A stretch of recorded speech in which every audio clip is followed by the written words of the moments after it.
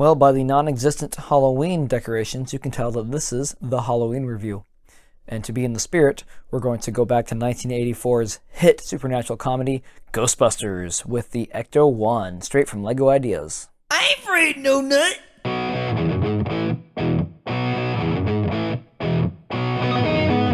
Nutbusters! Nutbusters!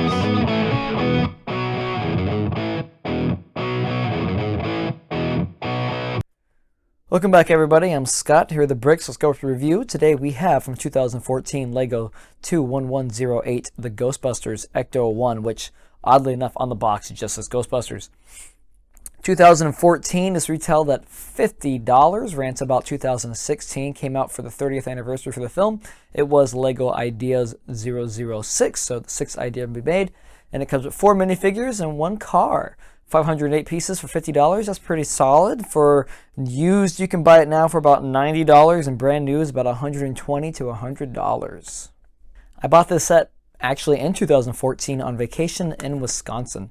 Probably was one of the first major LEGO purchases I made with my own money. I didn't buy Legos for a while during high school because I didn't really have any money and I thought I was getting too old to collect them. So by the time I got my first real job and then I actually started getting some income, I wanted to go and start buying Legos again because I really enjoyed them. And I remember I bought this in Milwaukee. I went to the mall. I don't remember what the mall was. And I got this. I got the DeLorean and I got the Imperial Walker that came out the same year. And it had to be almost about $300 purchase. And I remember my card declined, and it turns out I just didn't put the travel thing on it. So kind of embarrassing, but I always remember this set because I remember building it at my uncle's house, and I kept the box, which we'll talk about that just in one second. But I kept the box, which usually I started doing, but then I stopped doing it. I think I just liked it as a display piece. And I've never regret buying the set since I got it. I love Ghostbusters, and I was really happy that they made this set. I actually had no idea what LEGO Ideas was or any of this was, and just coming back into the scene of LEGO collecting, this set will always be a little sentimental piece of my heart because it got me back into LEGO collecting. So enough of the mush mash. Let's get into the review. Let's go start with that box first. So I kept the box from when I originally bought the set because I wanted the display piece in the background for it. And I started doing that with a lot of LEGO sets back in the day. I would keep the picture or at least cut off the front of the box so I have a display piece. If it was a collector set, I kept the one for the Back in Future as well. But you know, looking back at it and just looking at it right now, this is actually a very horrible looking box. It's really not that good. It just has the random, just weird background. I guess that's probably the back of the firehouse station, I guess. I think that's what it is. There's really not much going on here. It's kind of boring. You have the little smoke effect, I guess. And on the sides, you have the warning label tape on the ghost traps, which I think are really cool. That's a good little addition here. But yeah, you just get your 4 minifigures in action, I guess, and you get that set. And then you get the ECTO-1, and that's really it. So not really much to say about the front part. I do like the LEGO Ideas part right there. And like I said, this is Ghostbusters ECTO-1, but there's no ECTO-1 on here. It just says Ghostbusters, and it's just that. So I guess. But in the actual retail name, it's Ghostbusters ECTO-1. All right. And then on the back here, you have more stuff. And it's like, see, that's more interesting. That's an actual shot for what you would think. They're crossing the streams, not the right color, because aren't those streams like whitish, purplish colors, like rotoscoped in? That's just green, so it's not really accurate, I guess, to the film. And then you have, I guess, the city line of New York. Again, not really that cool. And then you got your 30th anniversary. Who you're going to call my wonderful duct tape job on the back to keep it closed, which I don't really regret doing that because, like I said, there's stuff in here. Probably instructions, some extra pieces. And on the top here, you have your normal figurine pictures. And that's it really much for the box. I just thought it'd be cool to check it out because I have it. I do like that it has who you're going to call on the back here. That's in multiple language. That's pretty cool. And that's it. Let's go to the minifigures next. All right, on to minifigures. We just have 4 with the set, your 4 main Ghostbuster crew. And here we do not have any other side characters or anything added. No ghost figures, which is kind of sad. I wish they actually put a Slimer one in this set at least because he is like the official mascot for Ghostbusters, especially later on in the real Ghostbusters series. He becomes like a friend and a pet and helps them out in those wacky adventures. So no Slimer figure, sadly, so you can't really bust any ghosts with this set. Okay, moving on, we do have the 4 main. Like I said, you have your Peter Venkman, your Egon Spengler, your Winston Zedmore, and race dance, which is really cool. So we have our Bill Murray, we have our Harold Ramis, we have our Ernie Hudson, and we have our Dan Aykroyd, which is the major selling point for this set. To have a Bill Murray figure, a Harold Ramis figure, an Ernie Hudson figure, and a Dan Aykroyd figure was just really cool for me, especially for minifigures, because I didn't know they actually made these kind of minifigures, you know, like licensing characters like that. Well, they do for Star Wars, but for films, other than that, they really didn't do it, as far as I know, because I just got back into Lego collecting. So just to have these minifigures was really cool. All right. Let's go into the actual minifigures themselves. I'm going to take off just one of them because they are very much the same figure over and over again. They do have their jumpsuits from the films, and you can't put their full last names on the jumpsuits. And interestingly enough, the jumpsuits are just about the same all around the line here, except you do have the one different variation on each one, which is the name tag. So you have your PV, you have your ES, your WZ, and your RS for each character, which I enjoy that because you do get the individuality of the figures, and that's really cool to me. Other than that, you do have some back printing on the torso pieces here, which is hidden by these wonderful proton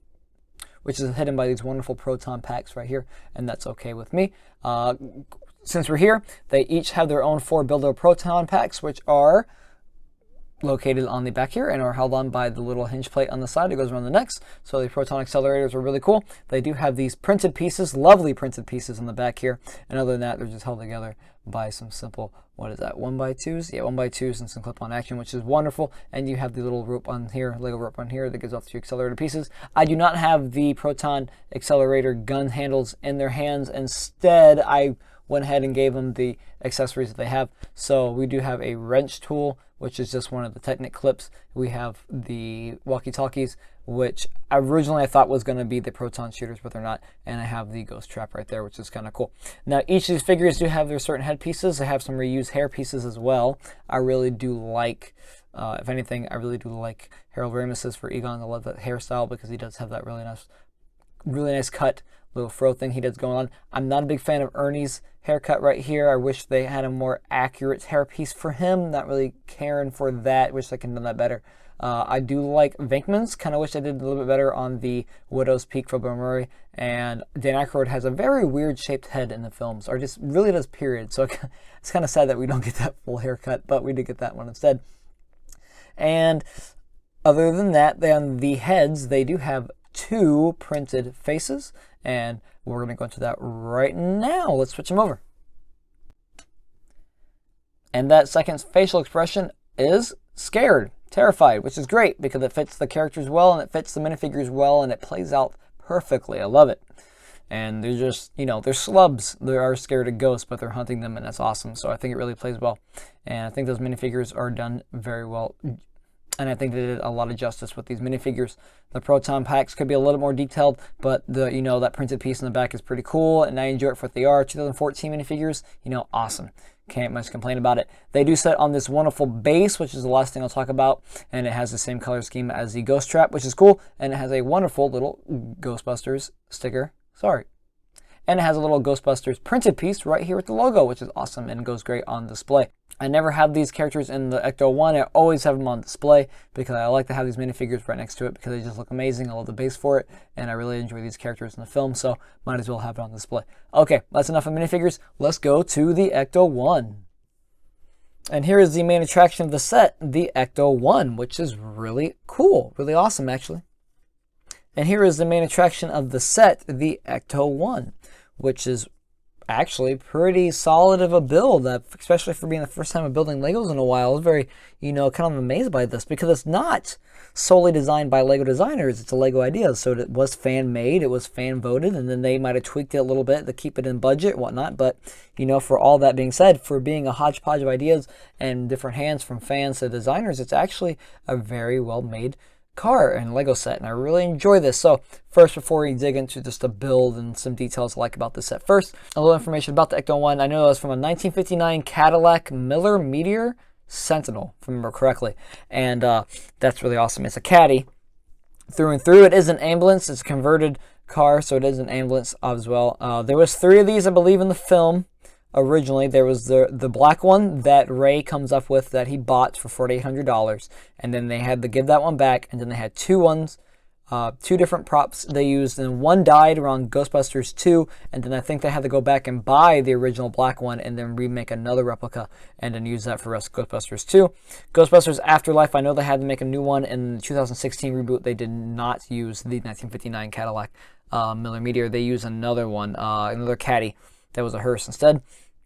If I remember correctly, I think that the rest of the ECTO ones are actually still on the Sony back lot and are being restored every year to make sure they don't deteriorate, because they are big, cash cows. The big franchise Ghostbusters is, and so they keep them under wraps. And I do know they made some replicas for the Universal Studios. What do they call, like not Fright Nights, but whatever the Halloween thing they do. I know they built some replicas and they sold at some auctions. I think one sold at Barrett-Jackson for about $80,000.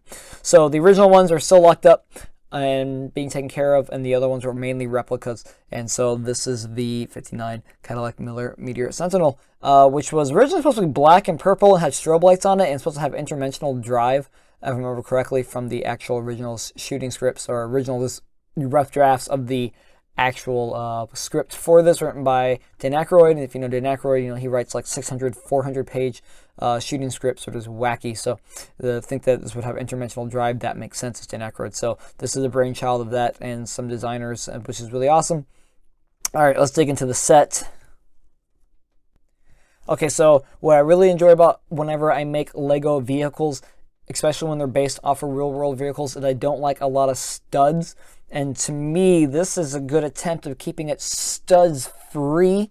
You have some studs here, there, and there, some on the top, some that's okay on the wings here. So that's okay, but it does relatively keep the studs away and keeps a nice little flat, vibe to it. It's done in white, which kind of sucks because some of these white parts skewed its color over time. I've been able to keep mine almost somewhat pristine.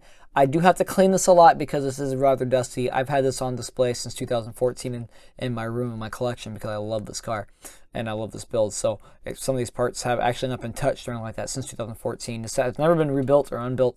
It has been in the same condition.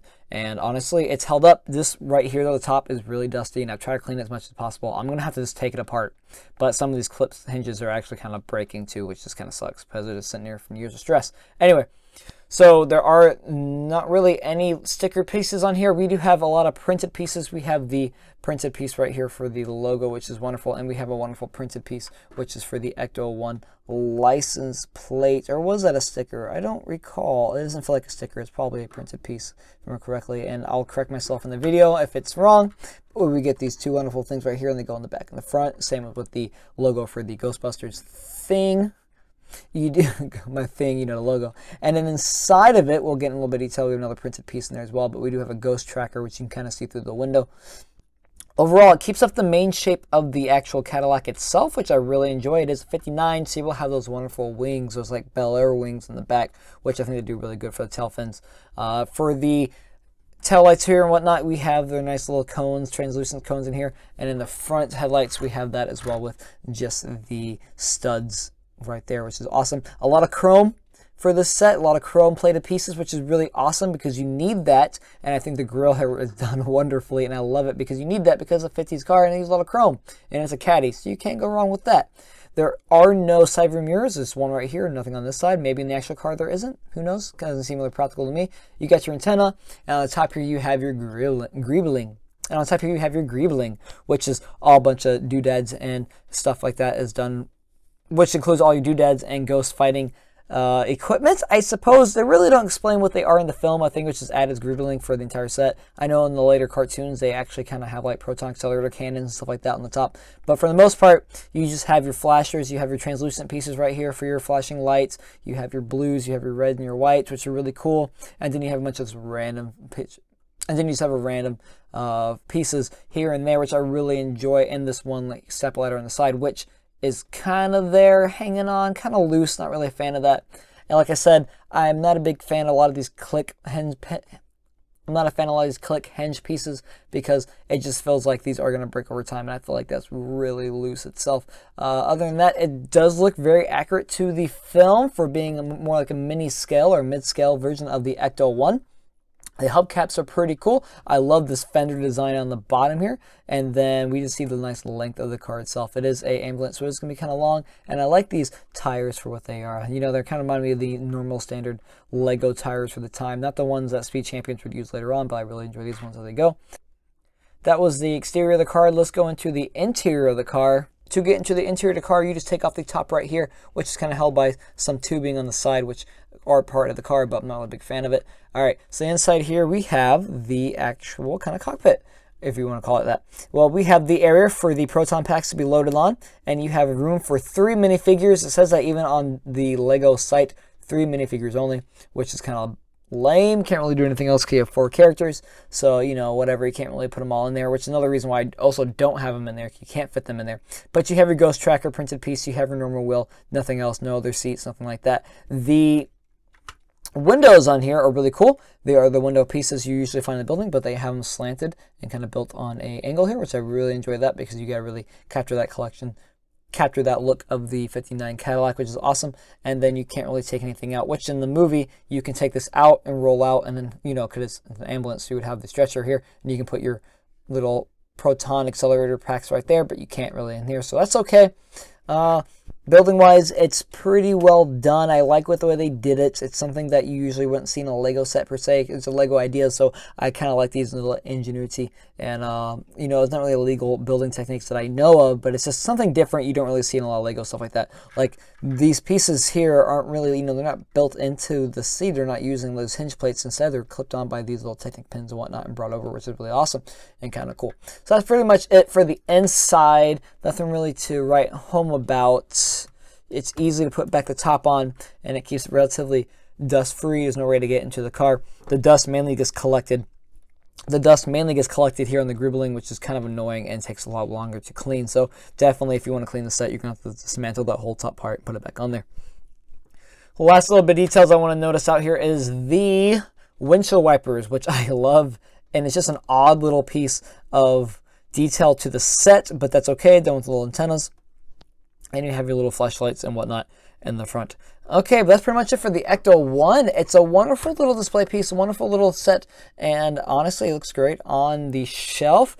But when it comes to playability, you think there might be a stud shooter or something for the proton pack, or maybe a ghost trap or something like that, but you don't really have it. So that's okay, because it's not really supposed to have that. It's just the ECTO-1, and it ties very well. It's a nice little standoff piece for its own self. I mean, you have the minifigures that go with it, so it's a nice little pairing, but I think it stands well just by itself, and it goes pretty well. I know they made an updated version for the Lego Creator Expert line. They did that for the 18 up and $200. I think now it's $240, which get better detail, more actual movie accuracy with it. But that's okay because it's bigger and you can do those things. But for a mid-scale version of the ECTO-1, this is a pretty damn good job on it, and I really enjoy it. It has all the details and gribbling that you want. Printed pieces for days. No real stickers here. I love the hubcaps. I love the chrome figuring. I love all the lights. I love everything on it. It's a pretty damn good build. No real complaints except for the interior, because you can't put more than 3 figures in there. It's only 4, which really blows. I mean, you could lay one down and put them on there, but you could put the proton packs there. So besides that, it's a ECTO-1 that I'm proud to own and sits very wonderfully on my shelves. And I can't really not recommend for anybody to get this. If you don't want to buy the $200 one, try and pick up this one if you can, used at least. I mean, it's kind of priced pretty penny. At that point, you might as well buy the brand new one, but that's okay. And with that, we conclude our review for the Ghostbusters ECTO-1 set 21108. I do recommend this set to anybody who does not really have the room or the price tag for the Lego's Expert version of the ECTO-1, even though it probably is the better build because you have more detail, more size, and more just, you know, all that pizzazz stuff into that set. But this set for the time, for $50, being a Lego Ideas, this was wonderful, especially for the 30th anniversary of Ghostbusters. I don't regret ever getting the set, and like I said, it got me back into Lego building and Lego collecting, so I really enjoy it.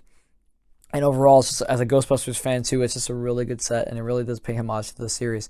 Good job for everybody who's just picking up the pieces for this and just really making an outstanding set for this series. You know, I recommend it, but if you can try and buy one that's not that expensive, because like I said, these go kind of like $90 used in some cases. You can probably buy some cheaper ones on eBay maybe, or even probably on Bricklink or from some private collector, who knows. But if you can get your hands on one of these, I recommend it just because it saves space and you get everything you want on it. It is a little bit dated with some of the details on the minifigures, like the headpieces are kind of old and you kind of wish you had more newer ones. And the proton packs are kind of there, not that really much detailed, but I love those printed pieces. Other than that, it's a pretty outstanding set, and I really enjoy this set, and it's a really good Ghostbusters set, and I honestly don't want to buy any other Ghostbusters set because I think this is just a perfect one.